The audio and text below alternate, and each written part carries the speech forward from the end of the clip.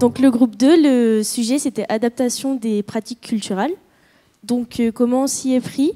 On a d'abord eu une introduction du rôle du CIDAM en général et dans la région.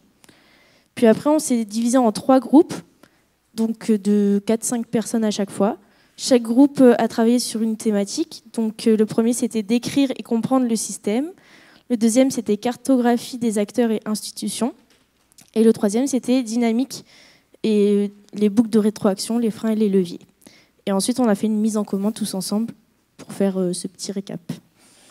Donc, ce qui en est sorti, c'est que les systèmes agricoles d'aujourd'hui sont complexes d'un point de vue spatial et temporel, qui implique beaucoup d'acteurs qui sont plutôt séparés, mais que le changement climatique, il oblige ces acteurs à se rassembler, à travailler ensemble et créer des nouveaux liens au sein de ce système actuel plutôt traditionnel.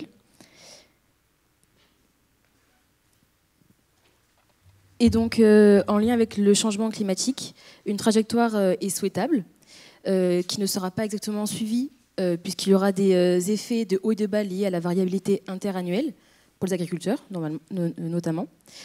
Et il y aura plusieurs trajectoires aussi en fonction de l'acteur concerné, que ce soit par exemple un semencier ou un agriculteur.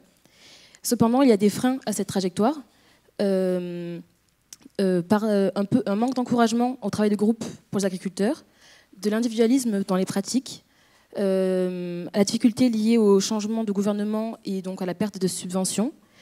De plus, la prise de risque n'est pas partagée lorsque les agriculteurs mettent en place des expérimentations. Et il n'y a pas de culture du risque sur le territoire. Et il y a de plus un confort de suivre les itinéraires techniques habituels qui sont déjà fournis.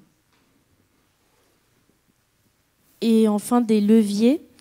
Donc, il y a un axe, si on pouvait avoir un accès aux nouvelles connaissances, ne pas simplement transmettre les connaissances, mais accompagner les agriculteurs pour que ce soit eux qui trouvent un peu la façon de s'en sortir en quelque sorte, notamment avec les diversifications de pratiques et tout ça. Et donc, comme disait Emma, essayer de travailler plus en groupe, dans des réflexions collectives et tout ça. Et si ça pouvait être encouragé par des institutions, ça pourrait être un super levier.